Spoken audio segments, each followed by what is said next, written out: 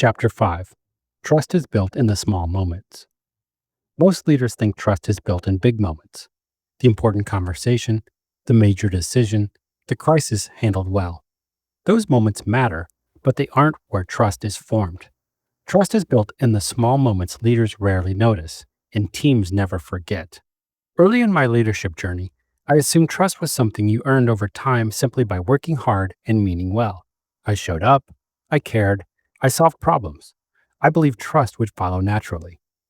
What I didn't realize was that trust isn't built by intent, it's built by consistency.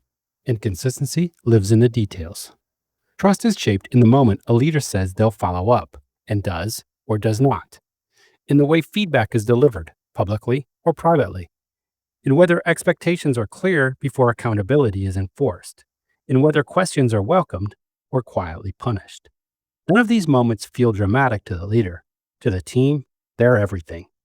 I started noticing trust issues long before anyone ever named them out loud. People would nod in meetings but hesitate afterwards. They would agree publicly but resist quietly. They would wait for direction instead of taking initiative. Nothing was wrong on paper. Performance existed. The operation moved, but something underneath wasn't solid. At the time, I assumed the solution was more communication. It wasn't. It was more alignment. Trust erodes when leaders are inconsistent, not malicious.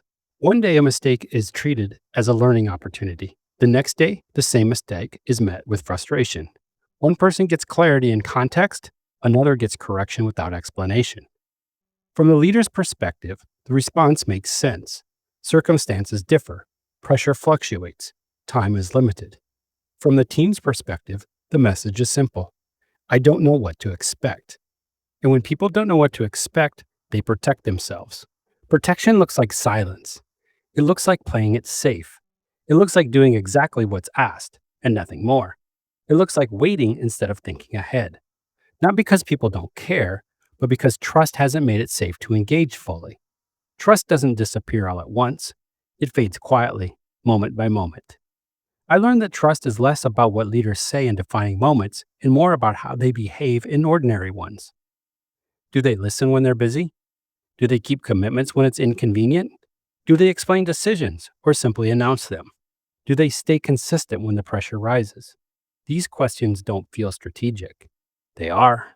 One of the most revealing moments for me was realizing how often I unintentionally trained people to stop bringing things to me early. Not because I shut them down directly, but because my reactions made it risky.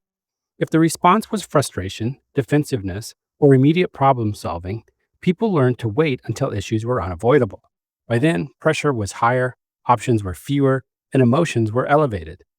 I thought I was encouraging urgency. I was actually discouraging trust. Trust grows when leaders respond predictably. That doesn't mean passively, it means consistently. When people know how a leader will respond to mistakes, questions, ideas, they stop guessing and start engaging. They bring issues sooner. They offer solutions. They take ownership because they're confident they won't be punished for honesty. Predictability creates psychological safety, and safety unlocks performance. Trust is also built, or broken, by how leaders handle information. When context is withheld, people fill the gaps themselves. When decisions are unexplained, assumptions grow. When communication is vague, anxiety rises. I learned that clarity is a form of respect. People don't need every detail, but they do need enough context to understand how their work fits into the bigger picture. When leaders share the why, even difficult decisions become easier to carry. Trust doesn't require agreement. It requires understanding. Another small moment that matters more than leaders realize is how they handle accountability. Trust erodes when accountability feels inconsistent or personal. Trust grows when accountability is clear, fair, and focused on behavior, not character. When leaders correct quickly, but without shame, people learn that mistakes aren't fatal. When leaders delay conversations or let issues linger, resentment builds quietly on both sides. Avoidance feels kind in the moment. It isn't. Clarity is. I also learned that trust is reinforced when leaders admit their own mistakes. Not performatively, not excessively, but honestly. Owning a misstep doesn't weaken authority, it strengthens it. It signals that accountability applies to everyone. It shows that learning is valued more than ego. It invites the same behavior from others. People don't expect perfection, they expect integrity. Trust isn't built through grand gestures. It's built through follow through tone, through timing, through consistency. It's built when leaders do what they say they will do, especially when no one is checking. It's built when leaders choose clarity over comfort and patience over reaction. Once trust is built, everything changes. Conversations get easier, feedback lands cleaner, pressure becomes manageable instead of corrosive. Trust doesn't eliminate problems, it changes how people face them together. The leaders who struggle most with trust are rarely uncaring. They're overwhelmed. They move fast, they solve problems, they absorb pressure. And without realizing it, they trade small moments of connection for short term efficiency. Over time, the cost shows up, not as conflict, but as disengagement. Trust is not a trait, it's a practice. And like any practice, it requires attention, especially when things are busy, messy, or stressful. Those are the moments when trust matters most and is easiest to overlook. Leaders who are built for pressure don't wait for trust to appear.